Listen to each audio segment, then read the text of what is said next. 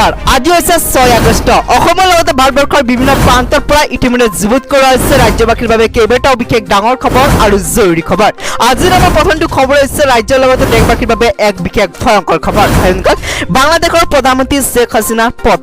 ত্যাগ কৰিলে দেশখনৰ ৰাজধানী ঢাকা ভগ্নীৰ সৈতে ভাৰত অভিমুখে যাত্ৰা কৰাৰ সন্দেহ সেনা প্ৰধানে প্ৰত্যাগৰ বাবে সময় বান্ধি দিছিল শেখ হাছিনাক প্ৰধানমন্ত্ৰীৰ কাৰ্যালয়ৰ প্ৰৱেশ প্ৰতিবাদকাৰীৰ আজি সেনা প্ৰধানে সম্বোধন কৰিব দেশবাসী বাংলাদেশৰ প্ৰধানমন্ত্ৰী শেখ হাছিনাৰ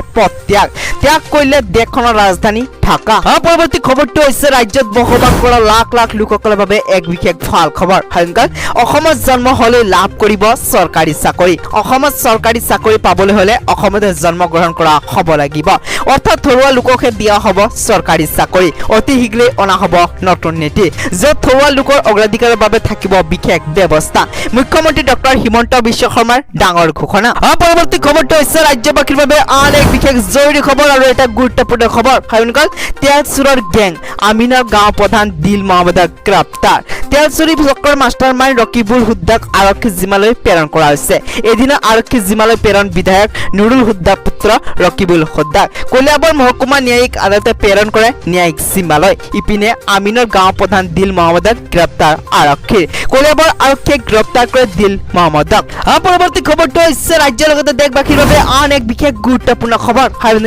ইজৰাইলৰ বিৰুদ্ধে একত্ৰিত 57খন ইছলামিক দেশ ইজৰাইলৰ বিৰুদ্ধে একত্ৰিত হৈছে 57খন ইছলামিক ৰাষ্ট্ৰ 7 আগষ্টত সৌদি আৰবত বৈঠকত বহিব ইছলামিক ৰাষ্ট্ৰৰ প্ৰতিনিধি ইৰাণৰ অনুৰোধ আয়োজিত ইছলামিক ৰাষ্ট্ৰৰ বৈঠক ইজৰাইলৰ আক্ৰমণত মৃত্যু হোৱা হামাছ নেতাৰ বিষয় উত্থাপন হ'ব বৈঠকত ইতিমধ্যে ইজৰাইলক পোনপটীয়া আক্ৰমণৰ নিৰ্দেশ ইৰাণৰ সুপ্ৰিম লিডাৰৰ যিকোনো মুহূৰ্ততে ইৰাণে চলাব পাৰে ভয়ংকৰ আক্ৰমণ হামাছ নেতাৰ মৃত্যুৰ পিছতে মধ্যপ্ৰাচ্যত বৃদ্ধি হৈছে উত্তেজনা 50টাৰো অধিক ৰকেটেৰে ইজৰাইলক আক্ৰমণ হিজবুল্লাহ ইজৰাইলী সেনাক লক্ষ্য কৰি ৰকেট নিক্ষেপ হিজবুল্লাহ ইজৰাইলৰ উত্তৰ প্ৰান্তত ধাৰাসাৰ ৰকেট নিক্ষেপ কৰিছে হিজবুল্লাহৰ আক্ৰমণত বিফল হৈছে ইজৰাইলৰ এয়াৰ ডিফেন্স সিস্টেম পৰৱৰ্তী খবৰটো হৈছে ৰাজ্যৰ বতৰক লৈ আন এক বিশেষ গুৰুত্বপূৰ্ণ খবৰ আৰু এটা জৰুৰী খবৰ